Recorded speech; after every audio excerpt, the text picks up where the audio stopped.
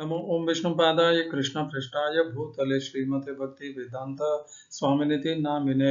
हरे कृष्ण कृष्ण कृष्ण हरे हरे, हरे राम राम राम हरे हरे। श्रील ऐसी भक्ति वेदांत स्वामी प्रभुपाद की जय। आचार्य महात्मा गांधी जी की जय। भगवद गीता 2020 में आपका स्वागत है। आज की श्लोक संख्या 11वें अध्याय का 34वां श्लोक है। पुनर्कथन कर लेते हैं 33वें श्लोक। भगवान 33वें श्लोक में कहते हैं, अर्जुन को स्पष्ट कहते हैं एकदम, तस्मात् त्वम् उत्तिष्ठ यशो लभस्व जित्वा शत्रुन् भुङ्क्ष्व राज्यं समृद्धं मयैवैते निहता पूर्वमेव निमित्त मात्रं भव सव्यसाचिन्। भगवान कह रहे हैं, इसलिए तुम उठो, उठ करके यश को प्राप्त करो, शत्रुओं के ऊपर विजय प्राप्त करके, और इस समृद्ध राज्य को, राज्य का शासन करो, उसका भोग करो। मेरे द्वारा ये सब पहले ही मारे जा चुके हैं, तुम केवल निमित्त बनो इनको मारने के लिए। ये तो मरे हुए हैं, इन्हें तुम्हें निमित्त बन के केवल मारना है। तो भगवान ने अर्जुन के ऊपर जो इतना बड़ा उत्तरदायित्व था, द्रोण, भीष्म, कर्ण, इस प्रकार के महारथियों को मारने का, उस उत्तरदायित्व को भगवान ने नष्ट कर दिया कि ये सब तुम्हारा उत्तरदायित्व है ही नहीं, ये सब तो मैंने पहले ही मार दिए हैं। तुम्हारे बिना कुछ किए ही मैंने इन्हें अपनी बल और शक्ति के और काल रूप के द्वारा इन्हें पहले ही नष्ट कर दिया है। तुम्हें तो केवल इस सांसारिक जगत में निमित्त बन करके इनको मृत्यु तक पहुंचाना है। ये तो पहले ही काल रूप द्वारा मारे जा चुके हैं। ये आश्वासन अर्जुन के लिए बहुत महत्वपूर्ण था, क्योंकि अर्जुन बहुत भयभीत भी थे कि भीष्म जो इच्छा मृत्यु लेकर के हैं, कर्ण जिसके पास सूर्य का कवच है, और द्रोण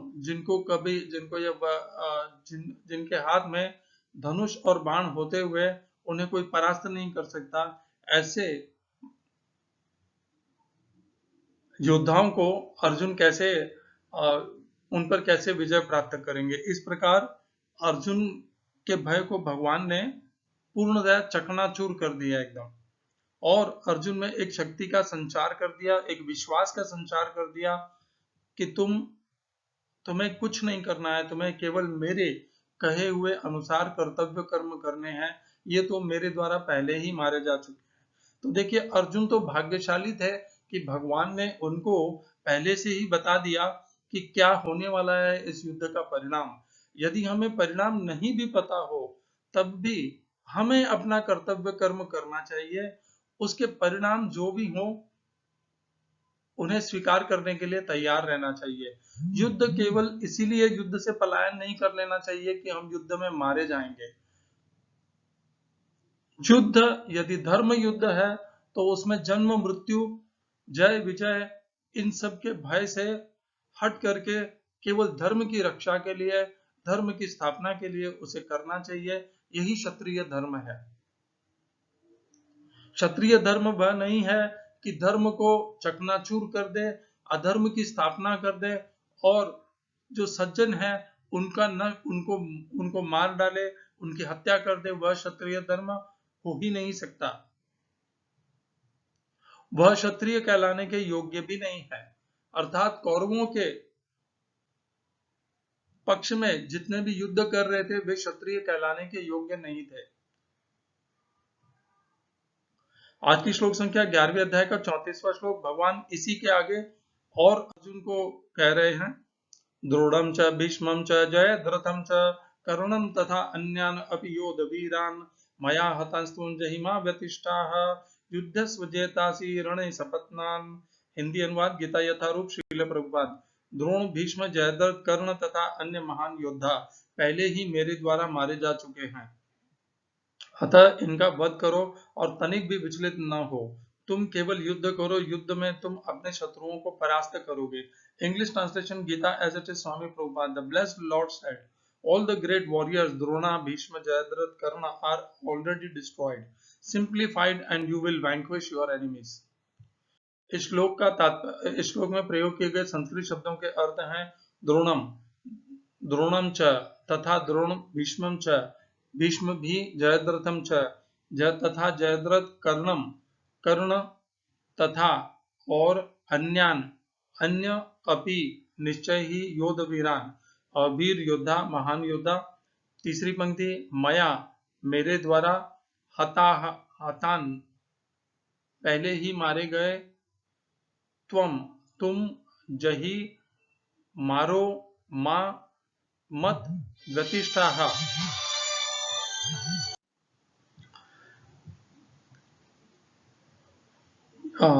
व्यतिष्ठाः, विचलित मत हो, घबराओ मत, युद्धस्व, युद्ध में, जेतासी, युद्धस्व, लड़ो, युद्धस्व, जेतासी, युद्धस्व, हाँ, लड़ो, युद्धस्व, युद्ध लड़ो, जेतासी, जीतोगे, रणे, युद्ध में, सपतनान, शत्रुओं को। इस श्लोक का तात्पर्य गीता यथारूप स्वामी प्रभुपाद के द्वारा।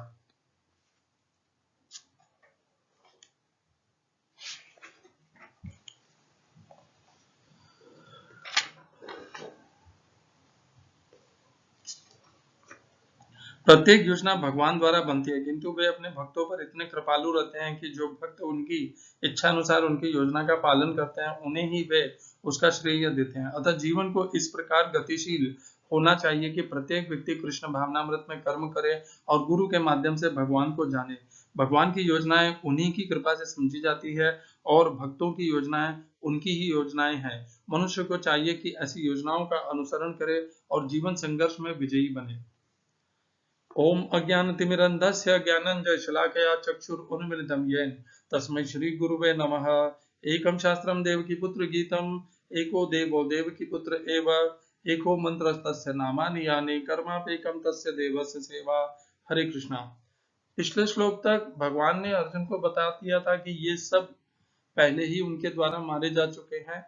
इस श्लोक में भगवान केवल इतना ही और जोड़ रहे हैं कि भगवान ने ये तो सब पिछले श्लोक में बता ही दिया था अर्जुन को कि तुम उठो, इन शत्रुओं पर मैंने ये सब पहले ही मार दिए हैं, ये सब भगवान ने बता दिया था।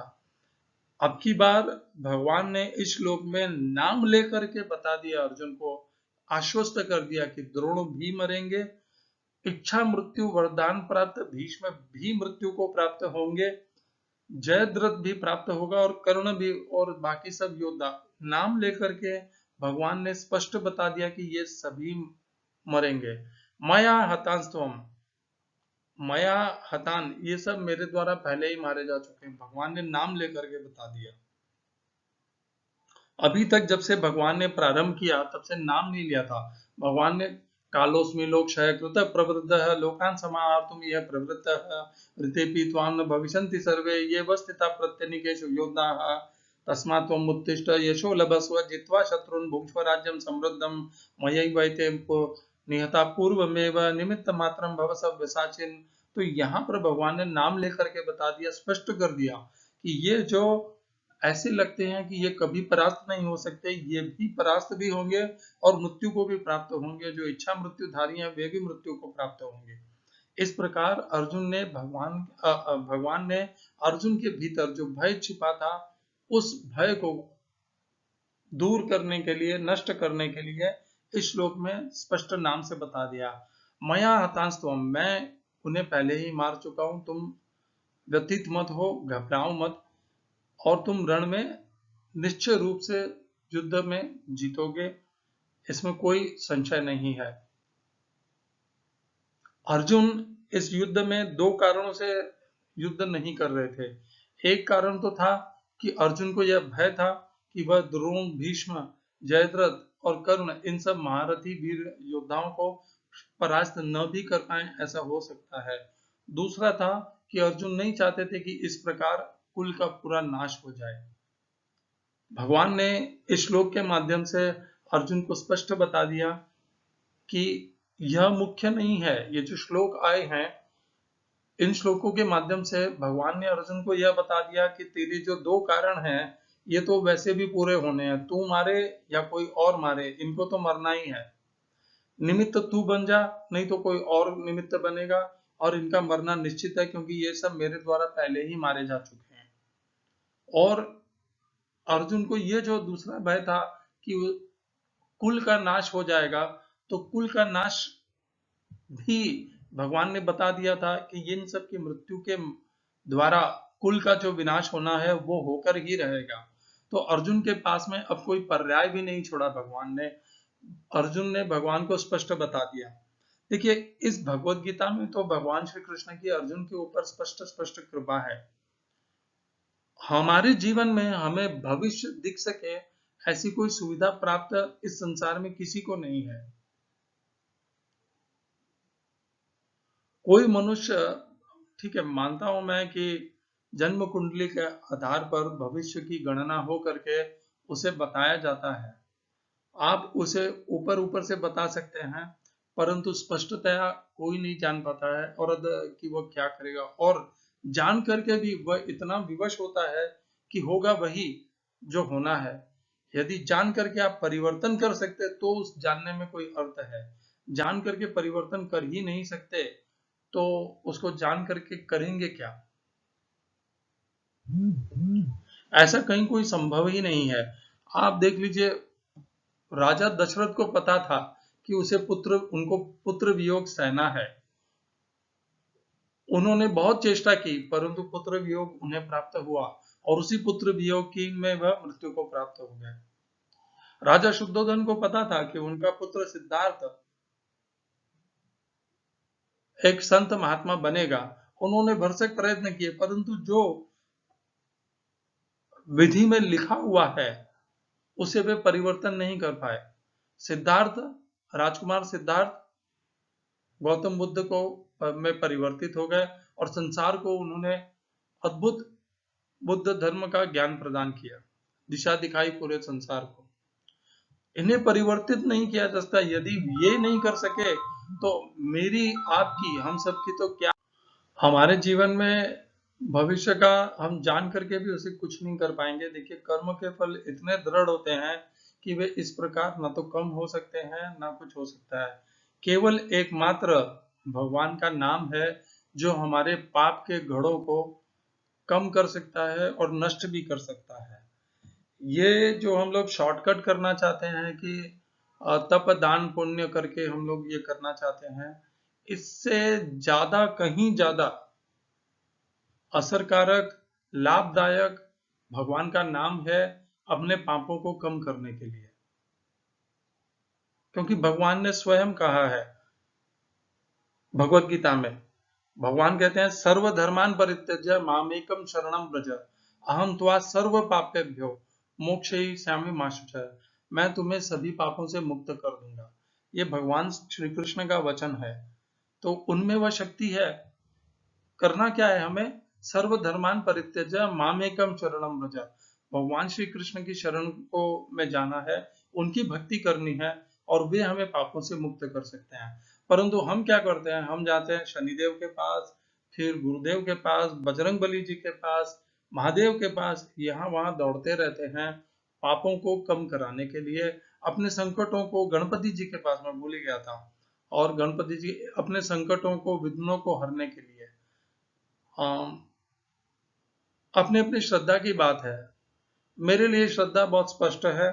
यदि मुझे कुछ प्राप्त करना है तो मैं वह केवल भगवान श्री कृष्ण से प्राप्त करना चाहूंगा, क्योंकि मेरे एक ही भगवान है। मैं एक ही को पूजता हूँ और एक ही को पूजना चाहता हूँ।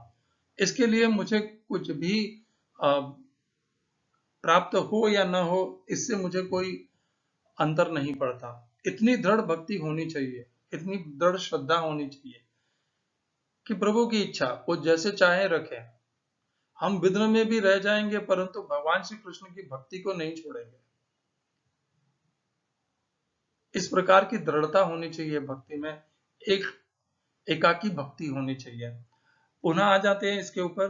तो हमारे पास तो वह सुविधा नहीं है कि हम भविष्य को जान सकें। तब जब हमारे सम्मुख, हमारे जीवन में इस प्रकार का धर्म युद्ध आता है, तब हमें धर्म युद्ध को कभी त्यागना नहीं चाहिए, क्योंकि वह हमारा उसको त्यागना हमारे लिए बहुत ही हानिकारक होता है, पाप के तुल्य होता है, वह पाप करने के तुल्य होता है और हमें वह ग्लानि से भर देता है, हमारे अपमान का भी कारण बनता है उसको त्यागना। भीतर ही भीतर हमारा आत्मविश्वास हिल जाता है, हम डगमगा जाते हैं और पाप को प्राप्त होते ही हैं निश्चित। तो इस प्रकार जब धर्म युद्ध आए तो उसमें मेरा क्या फायदा, मेरा क्या होगा, मुझे, मैं क्यों इस युद्ध में अपना आप को झोंकूं, ये सब नहीं सोचना चाहिए। मैं ये नहीं कहता आप जाकर के अपने आप का बलिदान कर दीजिए, परंतु जब धर्म युद्ध आता है तो धर्म के लिए, धर्म के साथ तो खड़े होइए। आप सबसे आगे सेनापति नहीं बन सकते, ठीक है, सेनापति के, जब सेनापति कोई पुकार लगाता है तो उसके पीछे तो खड़े होइए, इतनी दृढ़ता तो अपने अंदर रखिए। यदि आप वह नहीं करेंगे तो आप निश्चित रूप से पाप को प्राप्त होंगे। वह धर्म युद्ध आपके जीवन में, आपके परिवार में हो सकता है, आपकी सोसाइटी में हो सकता है, आपके जिस समाज में आप रहते हैं उस समाज में हो सकता है, आपके जाति समाज में हो सकता है, नेताओं में हो सकता है, राजकारण में हो सकता है, व्यापार में हो सकता है। जहां कहीं भी है इस प्रकार का अधर्म, उसके विरोध में अपना, अपने आप को उसके विरोध में ही रखिए, मध्यस्थ मत रखिए। हम समझते हैं कि बहुत चतुराई है, हम मध्यस्थ रख करके अपने आप को एक बहुत ही सुखी जीवन दे रहे हैं। नहीं, हम पाप एकत्रित कर रहे हैं मध्यस्थ रह करके। जब हमारे ऊपर कोई संकट आएंगे तो भगवान भी मध्यस्थ ही रहेंगे। हरे कृष्णा। श्रील ऐसी भक्ति वेदांत स्वामी प्रभुपाद की जय। तो देखिए, ये 11वें अध्याय का, इसमें 34वें श्लोक में भगवान ने नाम लिया इनका द्रोणम भीष्मम जयद्रथम, और 11वें अध्याय के 26वें श्लोक में अर्जुन ने स्वयं इन सब को भगवान के विकराल महान दांतों के मध्य से होते हुए उनके काल मुख में प्रवेश करते हुए देखा था। अमी च त्वाम धृतराष्ट्रस्य पुत्राः सर्वे सहैवावनिपाल संगैः भीष्मो द्रोण सूत पुत्रस्तथासौ सहास्मदीयैरपि योधमुखैः। तो ये 11वें अध्याय के 26वें श्लोक में भी इनका नाम आता है, भीष्म द्रोण सूत पुत्र अर्थात कर्ण। और वहां पर ही अर्जुन ने देख लिया था कि ये इस प्रकार वे भगवान के काल रूप में प्रवेश कर रहे हैं, मृत्यु को प्राप्त हो रहे हैं। और अब 34वें श्लोक में भगवान उसी बात को स्पष्ट करके अर्जुन को बता रहे हैं कि जो तुमने देखा वो सही देखा है, वह तुम्हारा भ्रम नहीं है, वह सत्य ही है। ये सब मेरे द्वारा मारे जा चुके हैं और तुम्हें अब केवल निमित्त ही बनना है। इसीलिए भगवान स्पष्ट रूप से नाम लेकर के बताते हैं। जब ये 11वें अध्याय की 34वां का, एक बार ऐसे ही मैं मेरे इस्कॉन के मित्रों के साथ में बैठा था तो मैंने बताया, देखिए भगवान ने भीष्म जी, जिस भीष्म पितामह को दुराचारी जयद्रथ के साथ में खड़ा कर दिया। एक ही पहली पंक्ति में द्रोण, भीष्म और जयद्रथ तीनों का नाम है। तो भगवान ने भीष्म पितामह जैसे अच्छे भक्त को भी इन जयद्रथ जैसे नीच कर्मी के श्रेणी में ला करके खड़ा कर दिया। क्यों? भीष्म पितामह की केवल एक ही कुछ ही गलतियां थी। उन्होंने द्रौपदी का चीरहरण होने दिया, उन्होंने सदैव अधर्मी कौरवों का संरक्षण किया।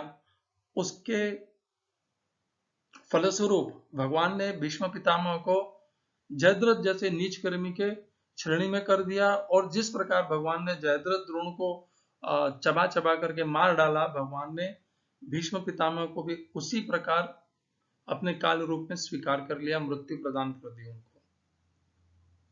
भगवान के लिए सब कुछ संभव है। ये इच्छा मृत्यु हम अपने लिए एक कवच बना करके उड़ सकते हैं, परंतु भगवान जब मृत्यु देना चाहें तो देखिए, भगवान इच्छा मृत्यु को भी लांग करके भीष्म पितामह को मृत्यु पहले ही दे दिए थे। भगवान ने यह सोचा नहीं कि अरे ये तो इच्छा मृत्यु को प्राप्त है, इसे मैं मृत्यु कैसे दूंगा। भगवान उन्हें पहले ही चबा चुके थे और मृत्यु को प्रदान, उन्हें मृत्यु प्रदान कर चुके थे भगवान। तो इस प्रकार ये जो श्लोक है पहले ही अर्जुन इनका मृत्यु को देख चुके थे और यहाँ पर भगवान ने उसकी पुष्टि कर दी। भगवत गीता में ये 2 बार इनका इस प्रकार वर्णन आता है 26वें और 34वें श्लोक में, और इसके पहले इनके नाम पहले अध्याय में आते हैं जहाँ पर दुर्योधन द्रोणाचार्य को दोनों पक्षों की युद्ध में कौन कौन उपस्थित हैं इसका वर्णन करते हैं। इस प्रकार पूरे इसमें इतने ही बार ये द्रोणाचार्य, भीष्म और जयद्रथ का वर्णन आता है। भगवत गीता से महाभारत की पुष्टि होती है कि महाभारत एक सत्य घटना है, काल्पनिक नहीं है। यदि हम भगवत गीता पर विश्वास करते हैं तो ये सब भगवत गीता के महाभारत के महानायक हैं। द्रोण, भीष्म, जयद्रथ, कर्ण, ये सब दुर्योधन, ये सब महाभारत के नायक हैं और कुछ महानायक भी हैं। तो भगवत गीता से महाभारत की पुष्टि होती है। हरे कृष्णा। श्रील एसी भक्ति वेदांत स्वामी प्रभुपाद की जय। आचार्य महात्मा गांधी जी की जय।